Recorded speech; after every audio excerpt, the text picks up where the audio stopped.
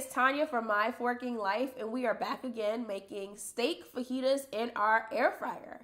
First, we're going to start by making a marinade for our steak, and we're going to let that marinate for a few hours, and then we're going to come back and finish it all in our air fryer just in time for dinner.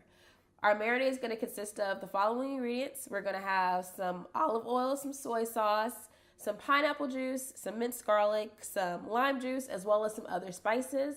And of course, we're going to have our steak that we're going to put that marinade on. And then we're going to add some peppers and onions and whatever else you like to put on your fajita. And we're going to finish that all in the air fryer.